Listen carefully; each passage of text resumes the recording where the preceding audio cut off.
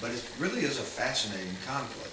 When we were kids, you could stand in the bayou and you'd start sinking and you'd sink down about to your waist in crud. That's mainly the leaves and all the other stuff that's drained in there. I don't blame anything other than the fact that we didn't know what we were doing. Bayou Tahar, one of Pensacola's most important recreational water bodies, has played an integral part throughout our city's history. Used for recreational, commercial, residential, and ecological purposes, the bayou is home to many people as well as a wide variety of flora and fauna, including oysters, kingfishers, speckled trout, and blue herons.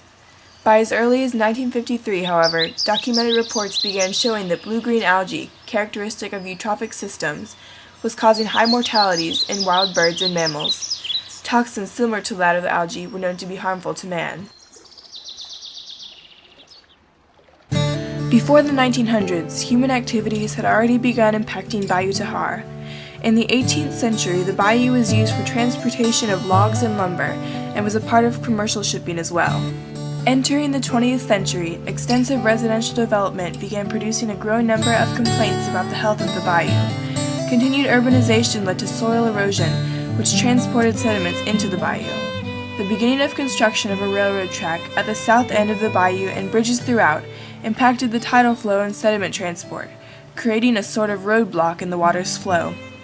They dammed it up with a railroad track right where it runs into the bay, so it doesn't drain very well. Those sediments, enriched from stormwater runoff and sewage contamination, began the slow death of a healthy bayou ecosystem.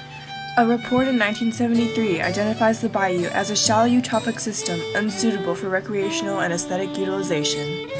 The bayou's rapidly deteriorating conditions began receiving increased attention during the late 1960s and early 70s because of a sudden outbreak in fish kills in the area. In 1991, 160,340 dead fish were removed from the bayou. Although fish kills can occur in even the most pristine of environments, the impact of their presence led the way to a greater concern in Bayou Tahar's health. Personal health problems? No, other than that cough right there.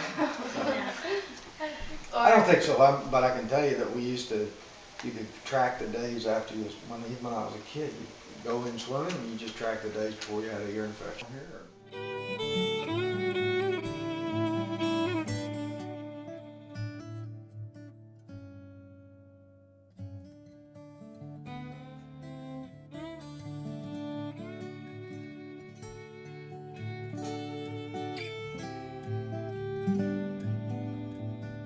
So about, 3 to 5 years ago, the county passed a law that said, and it's part of some environmental thing, that's called the Storm Runoff, Act, and they've spent a lot of money just on Bayou Tahar. And what they did was, instead of where you got the storm drain in the street, right? And I said, if you threw your bubble gum on the street, it washed into that drain, and eventually it's going to find its way in Bayou Tahar, right?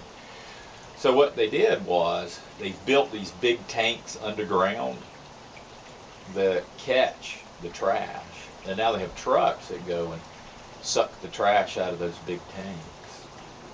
But the problem is that's helping what's going in there now, but it didn't help what's gone in there for the last 30 or 40 years.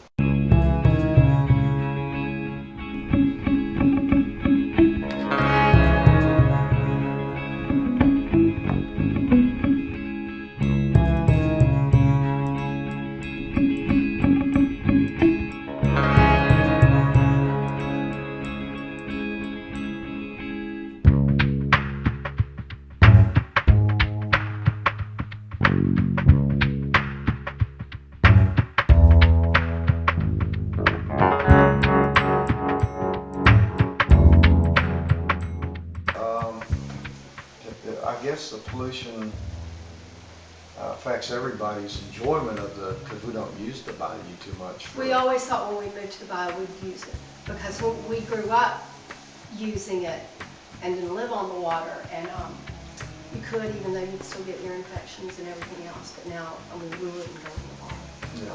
No. It was just like swimming in the beach, at the beach. white sandy bottoms, look clear, see fish swimming around.